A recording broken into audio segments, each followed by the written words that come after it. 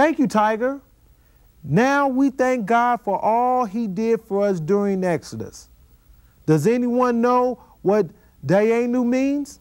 Isn't that the princess who died? That was so sad. No, that's Diana.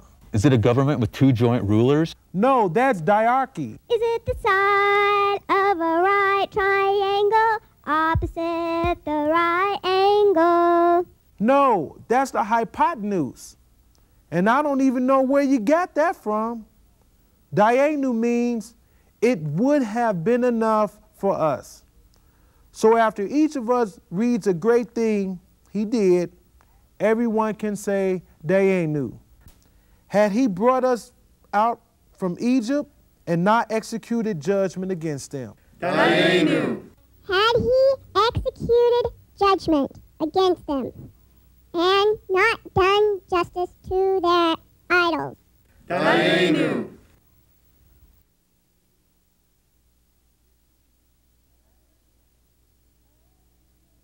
Dayenu. Had he slain their firstborn and not given us their property? Dayenu. Had he given us their property and not divided the sea for us? Dayenu. Had he divided the sea for us and not brought us through it dry shod? Dayenu. Had he brought us through it dry shod and not drowned our oppressors in it? Dayenu. Had he drowned our oppressors in it and not helped us 40 years in the desert? Dayenu. Had he helped us 40 years in the desert and not fed us manna? Dayenu. Had he fed us manna and not given us the Sabbath? Dayenu. Dayenu! Enough already! Is it time to eat yet? Not yet, young friend. In the words of Rabbi Gamliel, whoever does not explain the 3 symbols of the Seder and Passover has not fulfilled his duty. First of all, the Passover offering. On the Seder plate, the Passover offering is represented by the roasted lamb shank. Bah! Why are you crying, Mutton Chop? Bah! That might be my mommy. Bah! Don't cry, Mutton Chop. You just saw your mommy an hour ago. We brought this last week. And this is only symbolic. We're not going to eat any lamb tonight. Okay. And no frogs? No. No frogs. And no tiger? No, and no tigers either. I don't really have to ask, do I? The second symbol is matzah. Hey, that's like the dry bread they made on their backs when they were booking out of Egypt. Exactly. That's why we only eat unleavened bread during Passover. Finally, the third symbol is the bitter herbs, represented by horseradish on the Seder plate. They represent how the Egyptians embittered their slaves' lives with hard labor. Now we've come to the home stretch. A few more prayers and the feast begins. Now we all get some matzah, but don't eat it yet. Now we say the prayer over the matzah.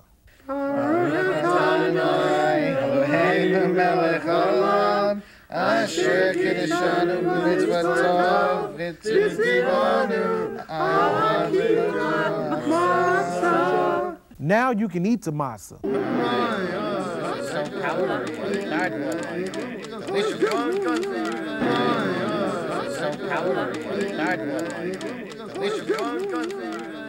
Now we take some bitter herbs called moora and combine them with the sweet charoses. Put it together. This represents bitter slavery and the sweetness of God's redemption. How sweet it is. Indeed. Now you can eat some. Ooh, bitter. Sweet. That, my friends, is the Seder. The feast is now served. Excellent. I'll be right back.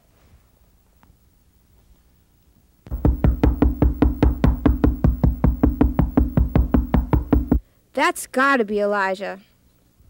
No, it's Shloinke, our favorite klezmer band. Would you like to join us for the Seder? We just finished our Seder. We'd like to play some music for you. Well, we're just about to eat, but we'd love some dinner music. Head on over to the disco room. The meal is served.